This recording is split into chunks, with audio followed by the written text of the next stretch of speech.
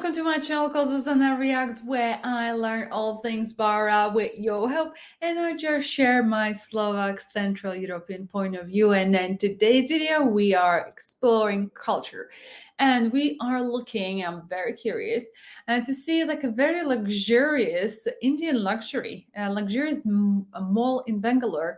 And I am so excited to see the kind of a day-to-day life of people in India. So you guys, and before we get into this video, please like this video and click on the subscribe button and turn on the notification. Thank you so much for your support. Right, so we're just about to start watching. I think it's a video of one of your favorite YouTubers, Ivana. I just think I recently got engaged to an Indian man. How do you feel about that? Let me know in the comments below. And let's just explore a day at India's most luxury mall. So I don't think I can talk about my part of the world about malls being luxurious. I think this is like a Dubai thing. But I'm very curious what that actually means in India. So let's just kick this video right off. In today's video, we're exploring Bangalore's most luxurious mall, having an amazing lunch with my friends while celebrating new perspectives of India. When you think of India, you probably think of cows in the streets, a lot of colors, yummy street food, and extremely adventurous train rides. But there's a whole other side to the country which is not yet highlighted enough. So if you're ready, let's go and see what that side's all about. Hi, my name is Ivana and I live in Bangalore. There is a whole modern side of India which I feel is not very much highlighted, and today I'm going to show you an amazing modern luxury mall here in Bangalore, which is one of my favorites, and we're going to have an amazing lunch with two of my friends. So stay tuned to see a different side of India in this vlog. The idea of UB City was brought to life by Vijay Mallya, the chairman of United Brewers Group, and was built in collaboration with the Prestige Group. It's on the Vital Mallya Road, which is named after Vijay Mallya's father, right in the heart of Bengaluru, next to Cubham Park and the JW Marriott Hotel. When constructed, the total cost of this project stood at around 1,500 crores or $200 million, including the super luxury apartments. These are known to be some of the most expensive apartments in India, with a starting price of these units at launch at around 20 crore or 2.7 million US dollars. UB City houses India's first luxury mall, The Collection, where brands like Louis Vuitton, Rolex, Burberry, and Ferragamo are available amongst others. Now, I wouldn't necessarily recommend to go luxury shopping here because the tax on luxury goods in India is 28%, which is extreme, and especially at luxury brand price levels adds up like crazy. But I do love to hang out at UB City.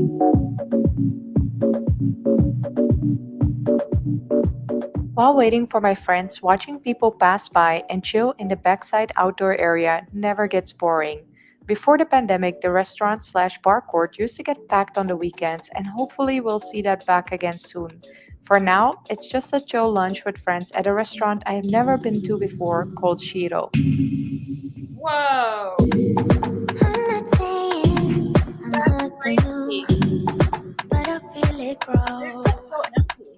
I don't know about you, but stepping into this restaurant, I'm absolutely overwhelmed by the extremely impressive decor. Everything is massive in every sense of the word, and I can't remember the last time I saw ceilings higher than these. The menu for the food also looks extremely promising, but before we dig in, let me introduce you to my friends. Hello, ladies. Hello. Hi. Hi. Can you introduce yourself? Let me start. My name is Miriam, and I'm Ivana's friend / nail artist. The best. Precious. My name is Precious, and I'm Ivana's friend / her African princess. Yes, you are. Yes. You're my royalty girl. Yes. Are you guys excited? Super. Super. Mhm. I can't wait to taste this, honestly. And this is amazing. Yes. Honestly. Delicious. Celebrating life. Yo. Yeah. I don't take no chances. Fill up all the blanks with lemon sprinkled. I have to confess, whenever I hear unlimited sushi and drinks, my expectations are usually quite low. No need for that at Shiro though, as the sushi was super fresh, had a lovely taste, and the sangria, did not disappoint either in terms of quality. This was one of the first meals with friends in a very long time since this whole pandemic ruined our whole social lives. After all of us getting vaccinated, it is slowly coming back, and I'm honestly so grateful for every single moment I get to spend with wonderful people, laughing out loud because of our crazy jokes. Please don't ask me twice. Rhythm got me bouncing. We just finished dinner. I paid 15.27, which is mad value for money, I think. What do you guys think? It is definitely it's a value for money and girl. Did you have Girl, fun? I had a good time. I had a good time with my girls, and I think every single dime is worth it. Yeah. Yeah. Every single dime. What you Here it's not dime though, it's rupee. But yeah, every rupee is worth it. And for the amount of sushi that we had, I think this Shiro's Beauty City is the go-to. Winner chicken dinner. Hey, Definitely. winner, chicken dinner. for sure. There Yes. we go. Wow. Straight up. Honestly, when you order sushi, even if it's veg sushi, it's going to cost you at least 400, 500 for like 6 to 8 pieces. So, like, just ordering unlimited sushi and unlimited sangrias, white and red, mad value for money. We had, how many sangrias did we have? Like 5 per person. I'm not ashamed to say I'm tipsy. Are you guys tipsy? Are you guys tipsy? Hell yeah. Tipsy? No, five. Yeah. We're tipsy. Yeah, we're tipsy. Yep. Yeah, honestly, we're here on a Friday afternoon. It's a great start of the weekend. So if you didn't know about this deal yet, Miriam found it. It's 10/10 worth it, definitely. Obviously, UB City is awesome for hanging out with friends. But what if you just want to explore it by yourself, as a couple, or even as a family? I'd say it's good for everyone because the ambiance is romantic for couples, but also a completely unexpected experience as a family or by yourself. The three-level mall is full of beautiful European-style balconies. There's also some high street shops and some regular coffee shops for you to sit down. I decided to spend another afternoon here by myself. So let's see what all I did and if I got bored. Oh. Turn the volume now. So do you have many like European brands? Because it seems like, for example, Swarovski, Hugo Boss, so you seem to have all.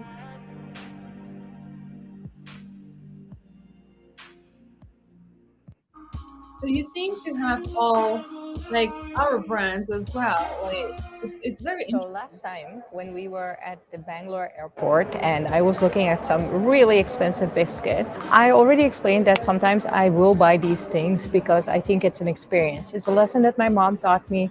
I'm going to talk more about that at the end, but first I want to show you an exclusive chocolate that I bought here, which is 315 rupees. Yes, you may think I'm crazy, but again, please hear me out and watch this video until the end to understand like why do I do these things. Also, I sat down for a very, very, very fancy tea. I have an eclair here in front of me, and it's not easy to find a good eclair in Bangalore. It's a French pastry which is available in Pondicherry, a really, really good one at Baker Street. And then I also have a baby chino, which I think it looks more of a hot chocolate. It's actually for kids. If you're having coffee, then the kids can have a baby chino. All the teas were water-based, and I like my masala chai with milk in it. So I thought, let me try the baby chino. Okay, I just wanted to pause here. I'm waiting for the right moment. You know the cake that she showed?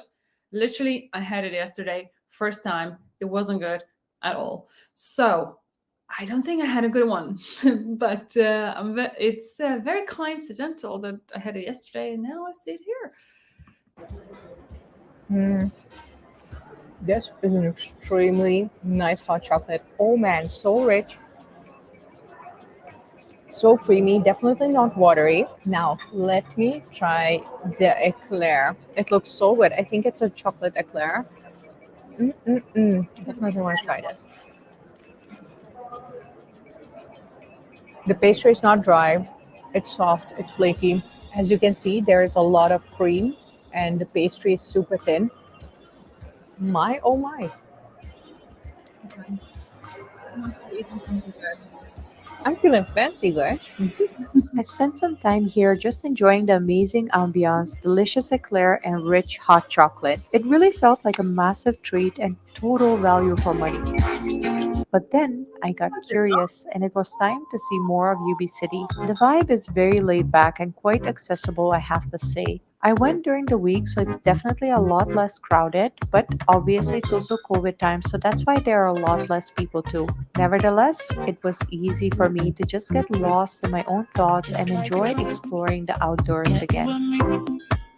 Can't help but feel so unreal. Stay proud of you. Your silhouette makes me forget.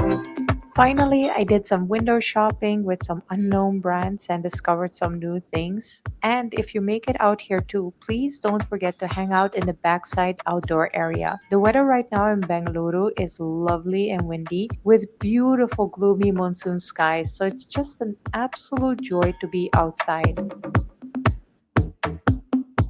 That was wonderful. And here's my mom's life philosophy in case you think I'm being super, super lavish or just living the luxury expat life. First of all, that's not true because I come from nothing. I am a refugee, and my parents, my brother, and me used to sleep in one bedroom for years. So in case you think that and you want to know my whole life story, I've linked my Draw My Life video down in the description below. Everything I have now in my life, I have worked for it myself. However, what I wanted to share with you and how I think I came this far in my life is because of my mom's life philosophy. No matter how little money we had, whenever I used to say to my mom, like, oh, that's expensive, oh, we shouldn't do that, that's super, super expensive, she would always say, like, no, you do not miss out on life because of the price of a certain thing. And especially luxuries are something that my mom believed to be part of life.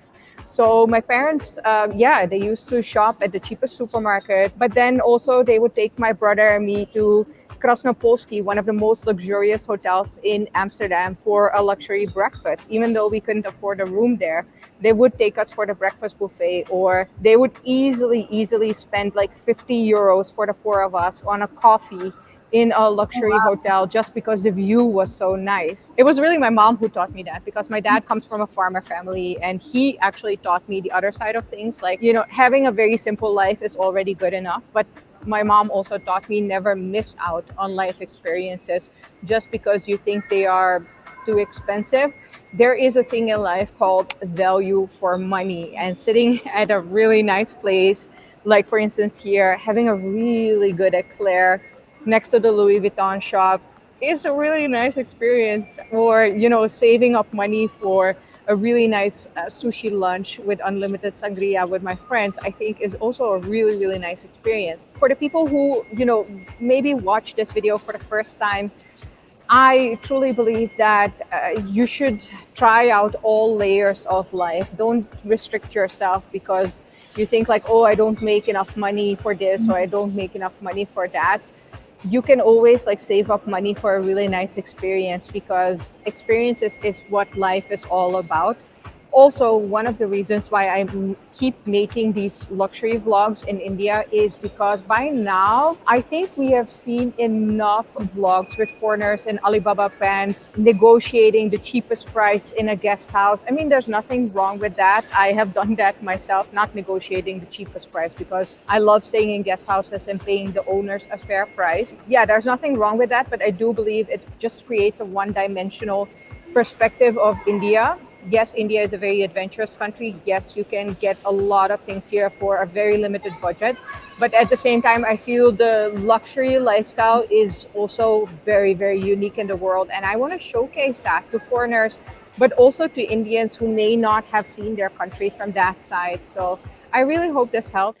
Okay, so I believe this was very much it for the video. I kind of really wish I would have seen more of that mall, because to me, and that is said with no offense to anyone, it doesn't seem that luxurious. It feels very much standard, at least in this part of the world. I've been to Las Vegas. I've seen the types of hotels that they have there, and it is, I mean, whoever's been to Vegas, it's like crazy. Like everything is just like crazy, 10 times as big as you can imagine. But I think that you guys have major things in India, like, you know, the huge hats, like everything. Like, but for me, when I first went to Vegas, it felt like the hotels and the way it's all interconnected. And when you get, like, I went through the Wynn, I think it's the most expensive hotel there, and basically all of them are connected. And you go to the Caesar, I think it's a Caesar hotel, which has like a Venetian theme, and it's like, it feels like even though it's night, it's day. So I think your awareness gets flipped. So this is why I felt like this particular hotel, even though it is meant to be luxurious, I wish I would have seen more, because I would have seen, I think, more luxurious things in the West, to be completely fair. But I was really surprised at the fact that how many European brands that you have there, or like Western brands. So how does that work? Do you actually shop things like Mango or Zara, or, you know, you know, luxuries apparently like Louis Vuitton and stuff like that cost like a lot of money over there. And, you know, it is still the same here, like Jimmy Choo's and all that kind of stuff. And I would just be curious, like, who, there must be like a huge layer of millionaires, billionaires also in India. So they for them, I'm sure it's not a problem. But I guess having a mall like that, I was surprised also that it must have been shut around COVID time. It was like super empty. But the sushi restaurant that she's been to, I mean, I loved it. It looked super out of this world, and it was so cheap, like $20. I mean, I'm just thinking $20 could be like, I think maybe now euro and dollar is 1-to-1, but it used to be euro was always like stronger currency. So I would have calculated like 15 euros for a unlimited sushi. Do you know what? Actually, it's amazing. And there is a place in London, it's called Eat Tokyo, and they have amazing food, and it's also cheap. And it's like £15. You would eat like so much, and the quality of fish, it's just, whenever I go there, I always go there because the value for the money and the food that you get is out of this world. But I mean, the experience, the inside, it kind of looks cheapish, but it's actually not. But here the restaurant was like, it felt like you would go to a luxurious place, like really like high-end restaurant. So I loved it.